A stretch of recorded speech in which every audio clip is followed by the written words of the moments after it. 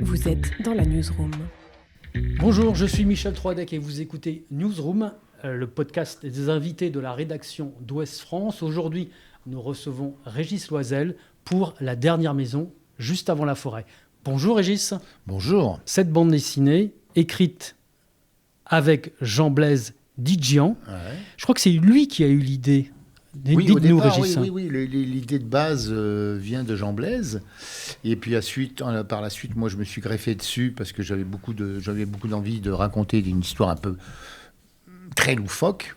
Donc, j'ai dû écrire une centaine de pages. Comme ça, j'ai déliré tout seul sur le truc. Et puis après, bien évidemment, à Jean Blaise, je lui ai proposé. Je lui ai dit, écoute, tiens, regarde... si tu veux qu'on la fasse, enfin, parce que j'avais dit que j'étais OK pour me lancer dans l'aventure, à condition que je participe au scénario, parce que j'avais des idées. Alors évidemment, je ne l'ai pas mis à l'écart. Jean Blaise, je lui ai fait lire tous mes trucs, et il était tout à fait ravi de la tournure que ça prenait. Et voilà, on a tricoté ça ensemble. Alors, quand Régis Loisel s'empare d'une histoire, ça peut donner ça. Donc, c'est l'histoire d'un facteur qui s'appelle Pierrot et qui se voit beau dans les miroirs parce que sa mère lui a jeté un sort alors qu'en fait, il est très laid et dont le père, très séducteur, a été transformé en statue vivante, toujours par la mère de Pierrot. Et ce Pierrot tombe amoureux d'une prostituée qui ressemble au mannequin d'une boutique de lingerie. Est-ce que je résume à peu près le départ ? C'est pas mal, peut mieux faire. Non, mais c'est très difficile à synthétiser cette histoire parce que c'est tellement loufoque, tellement baroque et ça part dans tous les sens. Quand je dis ça part dans tous les sens, c'est pas n'importe quoi. C'est-à-dire qu'il se passe beaucoup de choses et c'est un peu atypique comme truc. Qu'est-ce qui vous intéresse quand vous racontez une histoire, justement ? Avant tout, c'est l'histoire. C'est pas l'idée de la dessiner. Parce que ce qui est important dans la bande dessinée, c'est l'histoire. C'est pas forcément le dessin. Le dessin, il est là pour sous-tendre, pour tenir l'histoire. Et quelquefois, pour une histoire, tu n'as pas besoin d'avoir un dessin flamboyant, nourri, etc. Des fois, avec un dessin extrêmement simple, tu arrives à tenir une belle histoire, enfin un bon scénario. Mais on peut faire les deux aussi. C'est-à-dire un bon scénario avec un dessin riche, bien nourri. Je crois que ce dont vous avez peur, c'est de vous ennuyer. Parce qu'effectivement, vous faisiez plusieurs choses en faisant ça, mais c'est au moins un travail de 2 ans, donc il ne faut surtout pas s'ennuyer. Ah ben non, il y a intérêt. Oui, effectivement, il ne faut pas s'ennuyer. Mais il y a forcément des passages, des moments où... Il y a des passages obligés dans une BD qui ne sont pas forcément les plus intéressantes à dessiner, quoi. Quand c'est des histoires où ça, pour moi, en ce qui me concerne, moi, il faut que ce soit dans la nature, il faut que ça bouge, il faut que ça crépite, ça. Alors, si ça se passe dans un appartement ou d'un truc comme ça et qu'il y a beaucoup de dialogue, ça peut être très bon comme histoire, mais à dessiner, c'est pas génial. Enfin, pour moi, c'est pas génial. On peut vite s'ennuyer. Alors, on s'ennuie pas parce que c'est... Mais là, non, je me suis pas ennuyé là-dessus. J'imagine parce que c'est surréaliste, c'est-à-dire qu'il y a un majordome qui est un peu étrange, il y a des petits monstres, il y a des plantes carnivores qui sont capables de dévorer des gendarmes. Enfin voilà, donc ça rebondit tout le temps.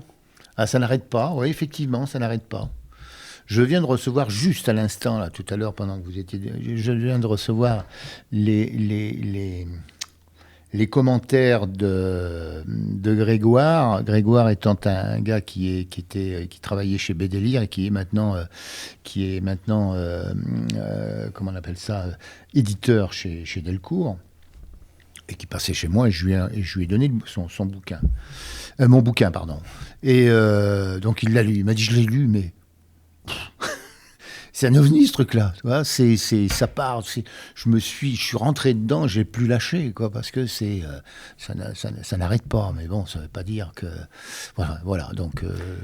Alors vous parlez de nature, mais vous aimez bien aussi un univers un petit peu vintage. C'est le mot qu'on emploie aujourd'hui. Désolé, c'est un anglicisme. C'est comme Newsroom, quoi. Voilà. C'est pas bien. En tout cas, un monde des années 50-60. C'est ce monde-là qui vous intéresse de dessiner. Oui, parce que bon, c'est le monde de mon enfance, hein, évidemment. Moi, je suis né en 51, donc ça fait quand même un bout de temps. Et j'ai connu ça, moi. J'ai connu le monde des années 60, 50, 60. Et c'est vrai que c'était encore un monde d'après-guerre où il restait encore beaucoup de choses d'une autre époque, quoi. Et quand on va à Paris, quand on allait dans les vieux quartiers, c'est formidable. Et donc ça m'intéresse, ça peut m'intéresser à dessiner, parce que je déteste dessiner d'après documentation.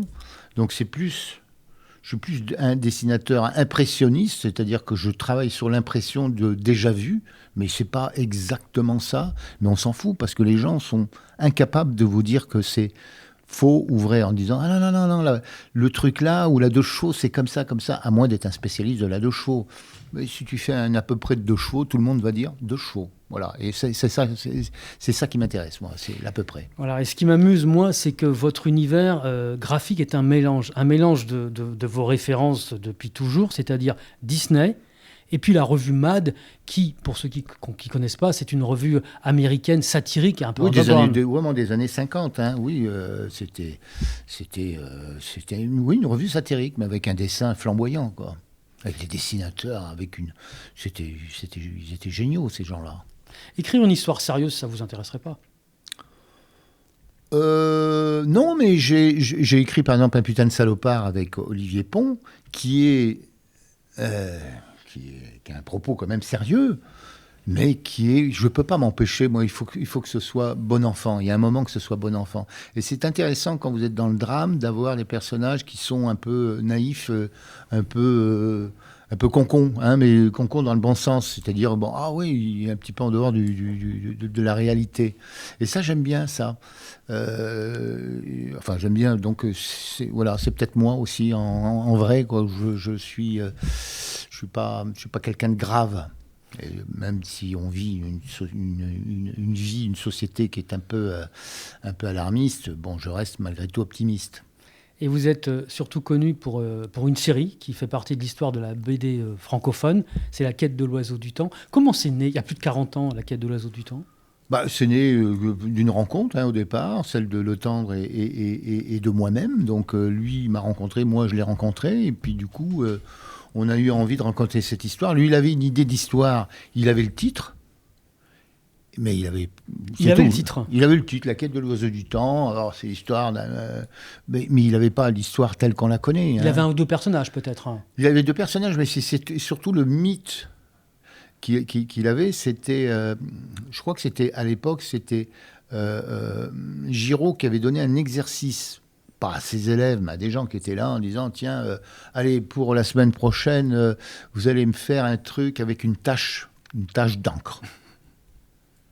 Bon, c'est tout. Donc à partir de là, raconter une histoire à partir d'une tache blanche sur une feuille blanche, d'une tache noire, pardon, sur une feuille blanche. Donc lui, il a imaginé un oiseau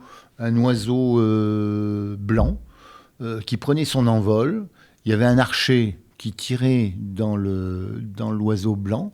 L'oiseau blanc déployait ses ailes.